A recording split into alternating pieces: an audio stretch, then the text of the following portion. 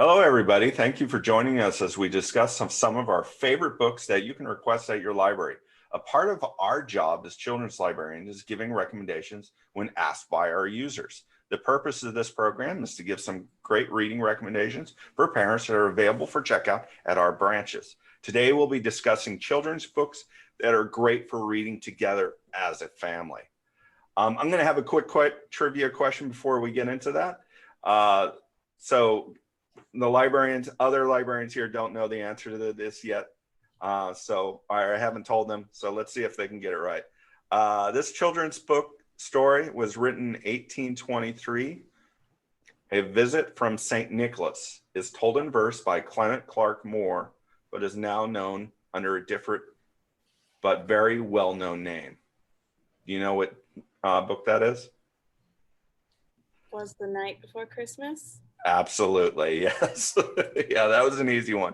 Yeah, I've got, oh, sorry, that didn't quite work. I was gonna do a shared screen, but I'm gonna just pull it up for you guys.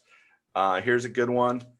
Yeah, an account of a visit from St. Nicholas. Everybody knows it. A lot of our traditions about Santa Claus started with this, or a lot of things we think about our reindeer names and everything came from that famous story. Really? Yeah, the Dasher and Yeah. yeah, not Rudolph. Rudolph came later. So yeah, that's definitely a book we read out loud to our kids. That's easy and quick. Great bedtime story. But before that, let's introduce ourselves. Let's go ahead. I'm going to go around. Annika, can you introduce yourself? Yeah, so I'm Annika, and I am an outreach librarian with Fresno County. And Ashley? My name is Ashley Green, and I am a children's librarian with the Fresno County Public Library, and I'm mostly based at Fig Garden, and I cover most of the west side. And Alyssa? Hi, I'm Alyssa. I'm the children's librarian for the Raisin Vines cluster, which is Selma, Fowler, Kingsburg, Riverdale, Layton, all that area. Keep going. Yeah. All right. I'm Eric Dunicliffe. I'm the children's librarian for the North Fresno area. That includes Woodward Park Library, Toledo Branch, and Pinedale Branch. Today, of course, we're talking about books that are great to read as a family. And Ashley, you had some thoughts on this. Why is reading so important, even beyond those first 5 years? So once, I think a lot of people think that as soon as kids can read themselves, that you can just let them go and let them do it themselves. But it's actually really important that it's a really good idea to continue reading aloud to kids, even after they learn how to read. And one, it builds like family community in a really good way. That's just like a benefit that it's hard to measure, but they can do studies to measure a lot of other things. Yeah. And so studies consistently show that reading aloud to kids, even after like all the way up, even into their teen years, is really beneficial. It is correlated with higher test scores, higher success in school, higher like getting people out of poverty, and even better health. Like people who have high literacy abilities, like all of these things improve for them. And so the way that this happens is that, we talk about literacy and we have all these different things that go into literacy, like phonological awareness that people don't really, like we understand, but a lot of people don't understand. But things that they do understand are like, so when we're listening to books, it increases our vocabulary. Vocabulary is a big deal.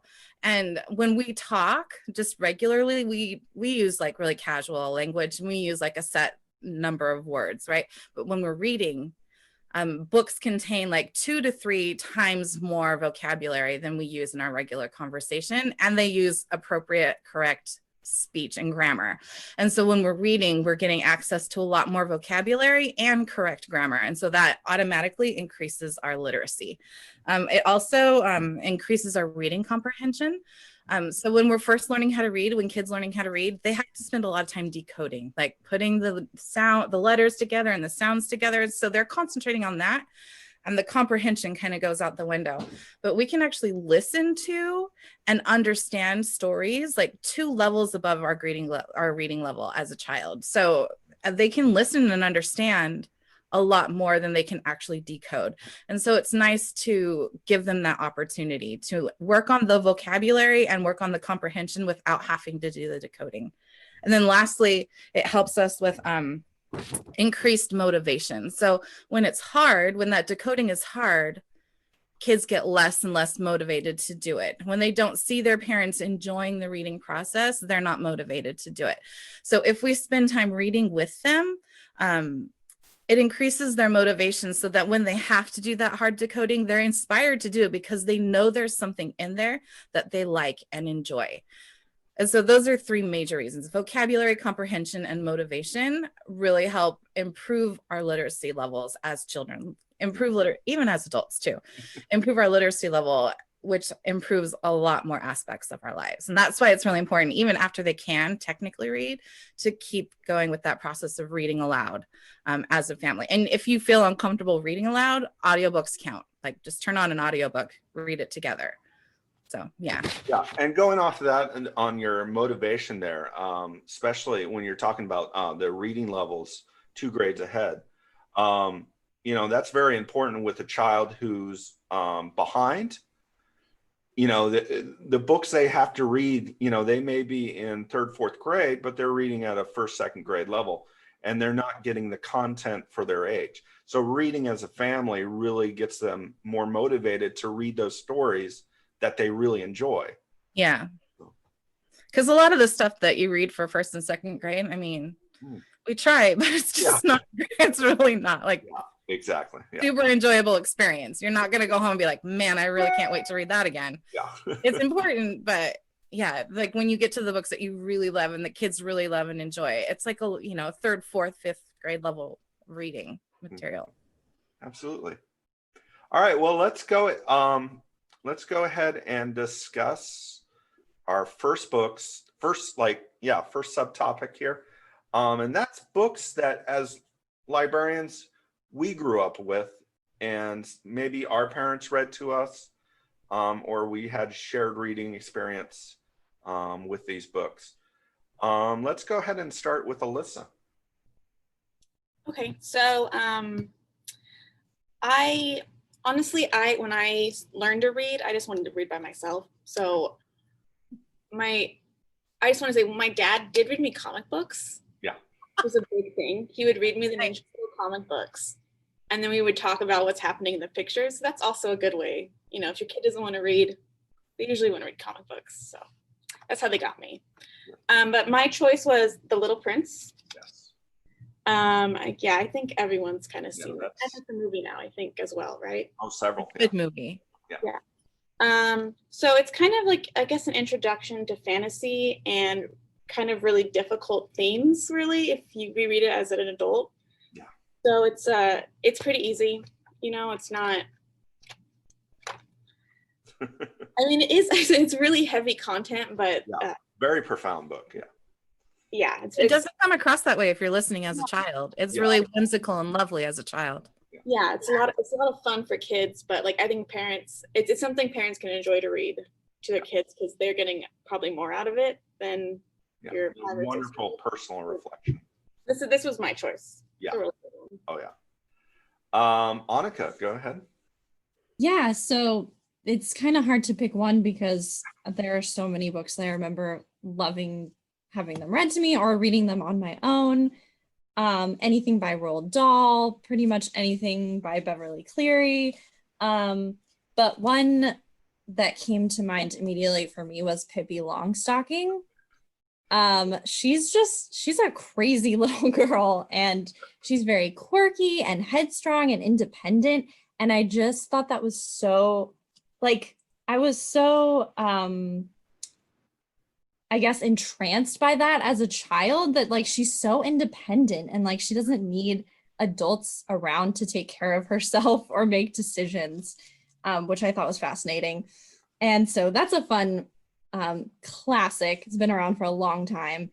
this copy has been like handed down in my family, so it's like Who's falling the apart. author? Oh, I'm sorry. It's by Astrid Lindgren, so a Swedish author.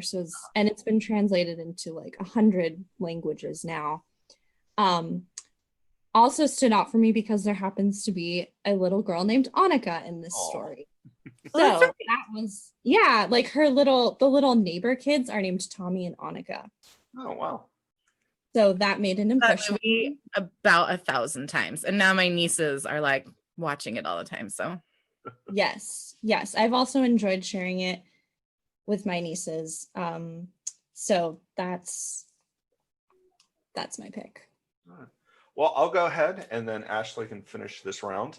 I've got The Yearling. My parents, I think my father read this to me. The Yearling. This is a very pre-Disney book. Just to warn parents, this is not your happy ending type book. It's kind of like The Old Yeller and where the red fern grows. It's about a family in the 1870s. A little boy finds out in the woods a baby deer and starts to raise him. It's a fascinating just look at nature and our relationship to it and the hardships of living in the 1870s. I think it takes place in Florida, so it's kind of just post-Civil War. I think his father's a Civil War vet. I think there's a 1946 film with Gregory Peck that's really good and won a couple Academy Awards. Yeah. Ashley? I chose Matilda by Roald Dahl. And I chose this because I chose all of my books based on audiobooks that I've listened to personally and loved. And the Roald Dahl Matilda, read by Kate Winslet, the Kate Winslet is like the most perfect audiobook I think I've ever heard.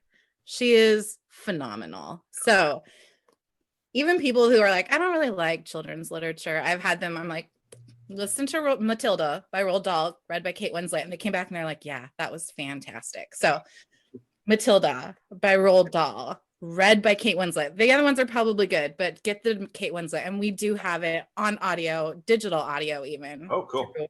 Our, services. So check that out. But I also wanted to if you've already gone through all of Roald Dahl and your kids love Roald Dahl, David Walliams, I don't have the book, but I have a picture. But David Walliams, not Williams, Walliams. He writes children's books, and they're like, if you like Roald Dahl, you will love him as well. And The Midnight Gang, I listened to this one. It was so good. And he's like, it's really fun and whimsical, but he also takes children seriously and gives them some really good, kind of like Roald Dahl. He's covering some serious stuff, but he's doing it in a really fun and whimsical way. And David Walliams does a lot of his own narration. He has some guest people come in too, but he's so good. He's also an actor, and they're so good. And we also have many of his books on our digital audiobook collection. So yeah. All right. Let's go ahead and go into our second subtopic here. These are books that just as librarians that we recommend when you have families come in, and they're just general recommendations. Let's go ahead and start with Alyssa. Okay, so I picked, I guess, more of the author than just this. This is The Tale of Despero by Kate, I can never say it, DiCamillo, I think? DiCamillo. No. I noticed the kids, talking to my teacher friends, they said their kids love books that are kind of sad, kind of serious and sad, they go crazy for it. And I think she does a really good job with this one, and especially The Miraculous Journey of Edward Tulane, of, again, more serious topics, but in a fun, with animals, I'd say. Well, not so much with people, with animals, and you can read along with them. But this one, I think Flora and Ulysses, I think, is another one that's really good to read aloud. So this is just a really good author. That's my choice. And then that author's Mercy Watson book series. Another one, we're talking the traditional transitional reader books. That's not quite chapter, not quite picture book. That's a great series too. Yeah. Go ahead, Annika. So the one I was thinking about that's a little bit newer is The Girl Who Drank the Moon. And I think Ashley has a copy of it there. It's by Kelly Barnhill. And is it a Newbery winner or a Newbery honor? It won it. Yeah. So yeah, this one is written as kind of a fairy tale about a girl who's raised by a witch in the forest and accidentally given these magical powers that she has to learn to control. But so it's kind of written as like a classic fairy tale, even though it's a newer book. And I think is one that has some serious themes. And this is one that's like maybe written more for grade like 4 to 6 if the child was actually reading it themselves. But if you're reading it as a family, I think all ages could get something out of it and enjoy just the story, and would also be just as interesting for the adults who are reading it. So that's why it's one of the best books that I've read in the last several years. Like the year that I read that, it was my favorite book of that year, out of everything I read that year. So it's so good. Yeah. That one also is a winner of the E.B. White Read Aloud Award. So it's definitely popular. I heard the audiobook is also really well done. I haven't listened to it yet, but. So yeah, and that would be one that we'd have plenty of copies of at the library because it's newer. Yeah. All right, I'll go ahead. I'm doing one. I'm going to show my age here. So when I was in grade school, it was the 80s, early 90s. And unfortunately, fantasy at that time was at a short supply.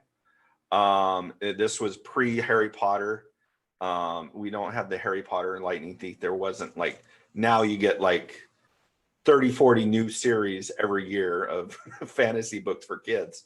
But back then you had to read stuff that was written like 10, 15 years ago because they weren't publishing anything. So I'm recommending the Pride and Chronicles. Now and then I'm going to age myself again.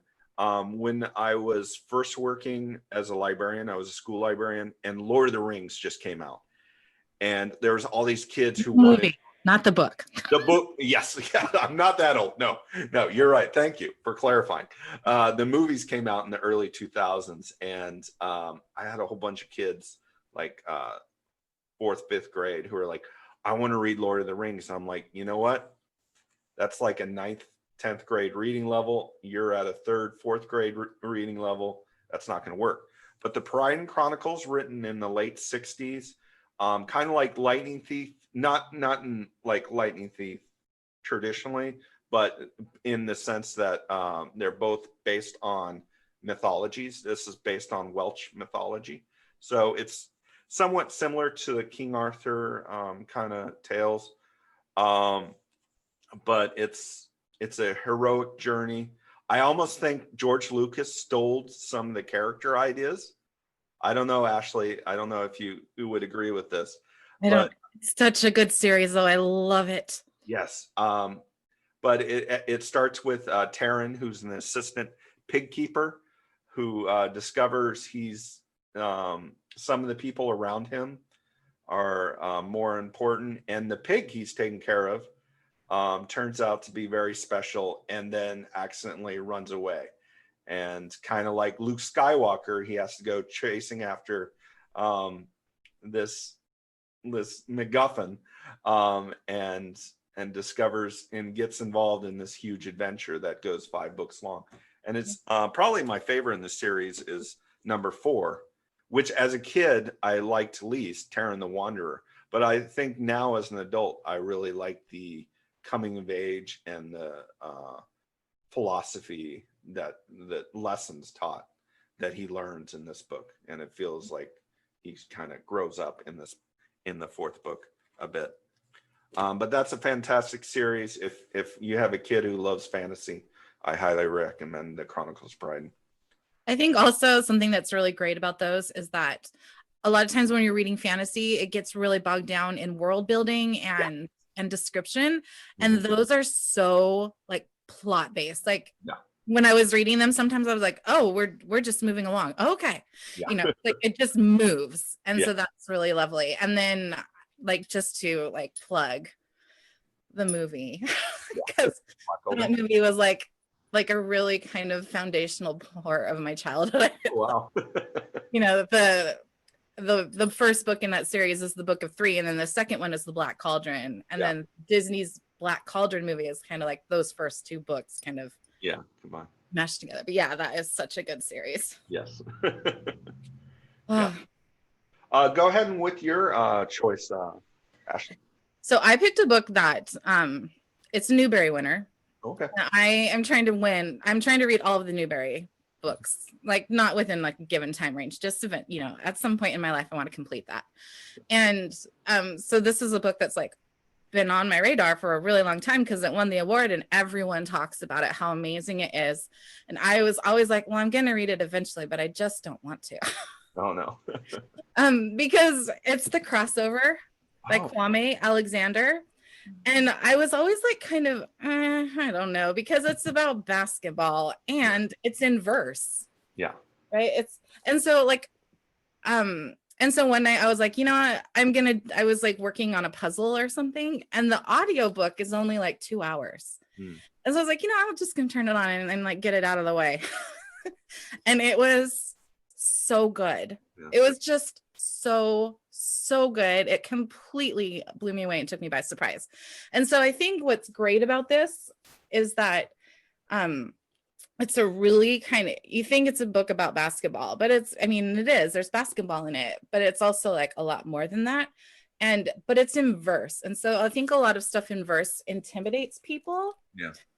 Because reading poetry like takes practice to get used to how to read it and not stop at the end of every like, you know, line and read through the sentence. And but listening to the audio version of this like took a lot of that decoding out, like we were talking about earlier. It takes the decoding out so you can learn to like something that you think is going to be harder than it's going to be. Because that was also something that was, when I read books in verse, I do every once in a while, and I enjoy poetry, but like I have to be in the right mood and I have to like concentrate a little harder. And this took that out of the equation, and I was just able to like immerse myself in the story and this like emotional journey, and it was so good.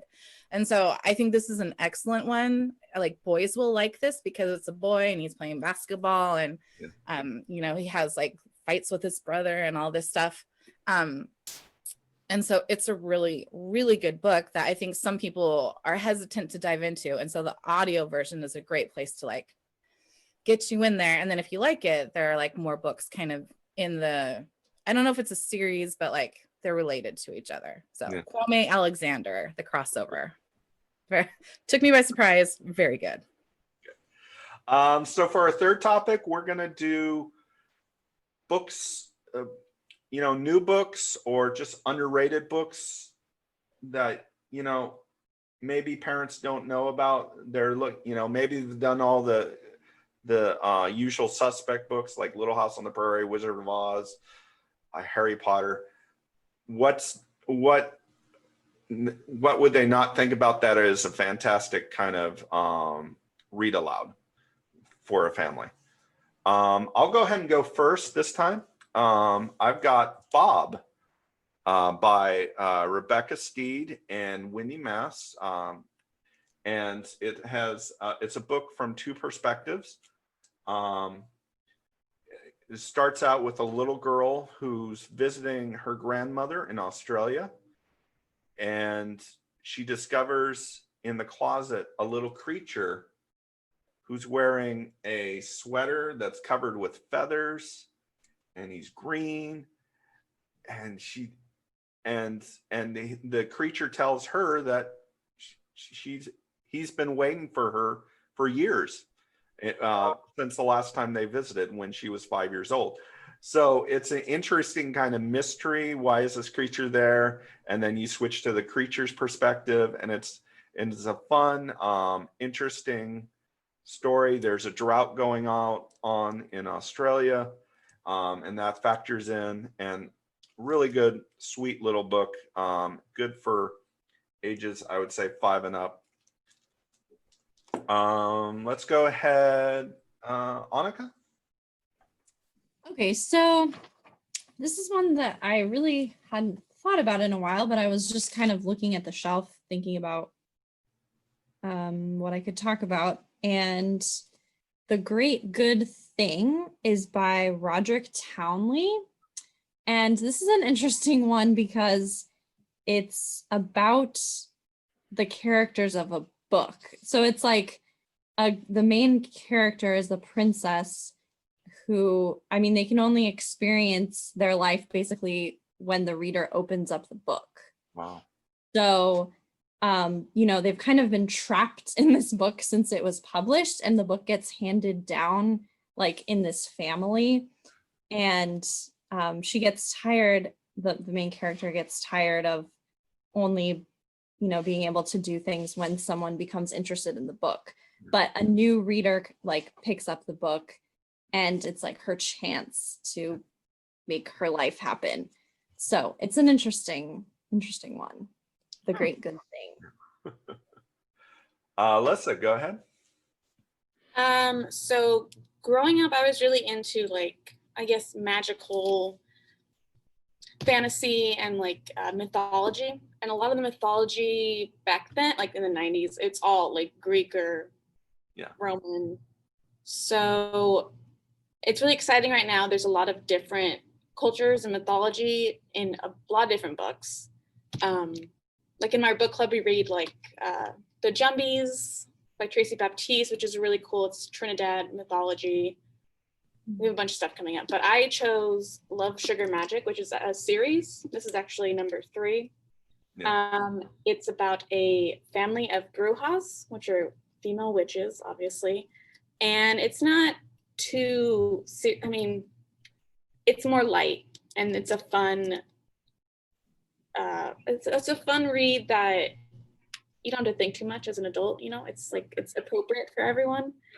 But I think it's cool. I really liked learning about different cultures when I was growing up. So this is like an example of something that maybe kids would like who like fantasy, and it's a nice way to introduce different ideas into the family time.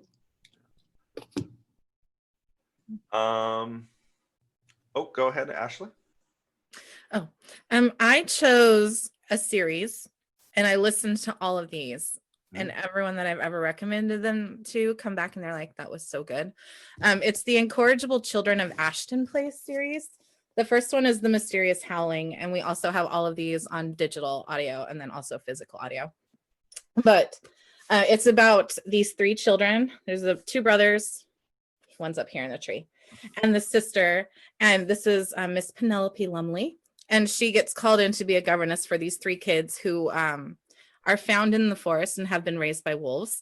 And she gets called in to be their governess. And it's like a series of 6 books. And a mystery starts to unfold that kind of unfolds little by little over the entire series. And then there's also something in each series, in each book that's like the main point, and then like something bigger opens up. And it's just so funny and fun because they're raised by wolves. They have like all of these kind of wild tendencies, and they live with these super proper English people that found them on their property. And so it's just really fun and funny and whimsical and kind of zany. And the narrations are so good. The first 5 books were all done by Catherine Kellgren, who is like, she's like really fantastic.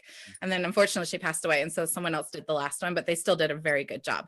But they're so good and so funny. And so if you've got kids that like the series of unfortunate events, kind of stuff like that, they will love this.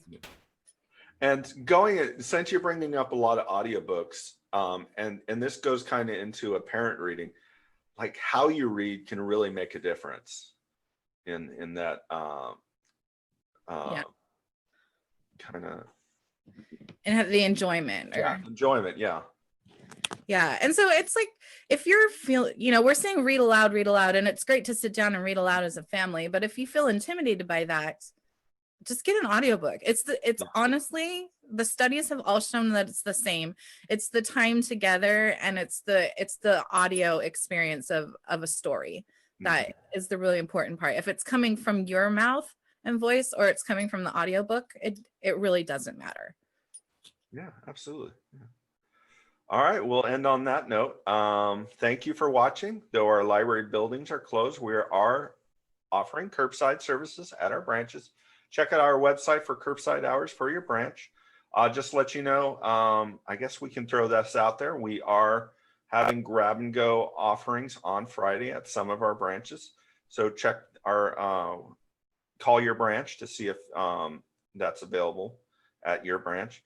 Just go to www.fresnolibrary.org. Make sure to like our Facebook page and please share with your friends. Have a good one. Bye.